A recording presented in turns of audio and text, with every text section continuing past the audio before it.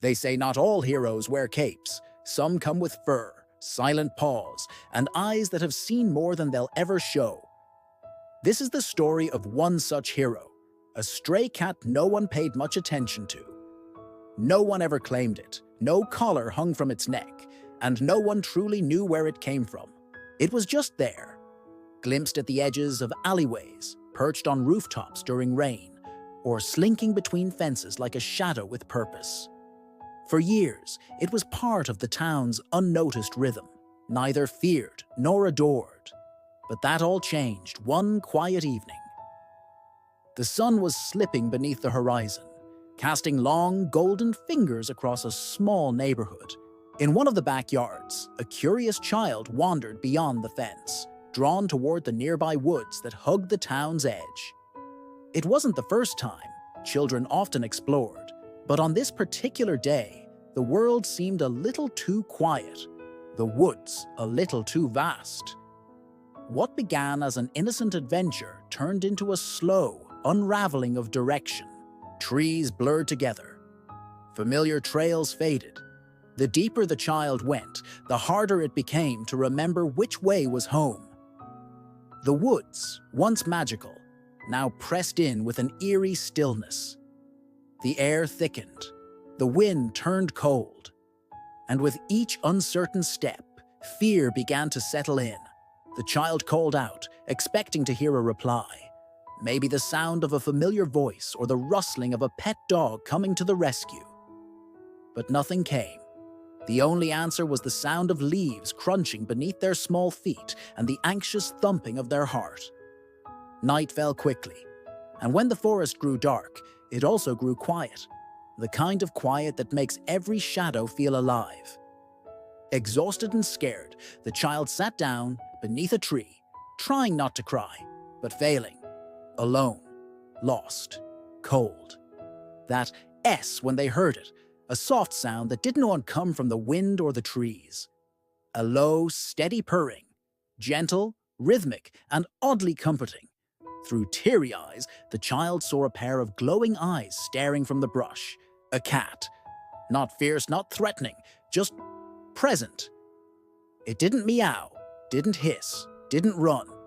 It only stared, blinked once slowly, then turned and walked a few steps forward. And then it stopped, looked back, waited. The child stood, unsure why, drawn by something they couldn't explain. Slowly, hesitantly, they followed. The cat moved with quiet confidence, always just a few steps ahead. When the child slowed, the cat stopped. When the child looked unsure, it turned back to meet their eyes as if to say, "Trust me." And so they kept going, through uneven trails and thick brush, through places where no path could be seen, but one clearly existed in the cat's memory. There was no panic now. The forest didn't feel so large anymore. The fear had faded, replaced by a strange calm that only the cat seemed to carry with it. Time became strange. The walk felt long, yet not tiring. The cold was still there, but no longer biting. Then, through a gap in the trees, a soft light appeared. A porch light. A gate. The edges of a familiar street. And then, voices. Faint at first, then louder. People calling a name into the night, voices breaking with worry. The child ran, stumbling toward the light, into the warmth of open arms, into the safety of home. There were tears, joy, relief. But when they turned to point to the one who had led them back, the cat was gone. No one had seen it. No one else even believed it had happened. Some brushed it off as imagination. Others called it luck. But the child knew better. They had followed those steady paws. They had heard that calming purr. They had felt that silent protection guiding them through the dark. And they never forgot. As the years passed, the story became something of a local legend, told in whispers, remembered during chilly evenings around fireplaces.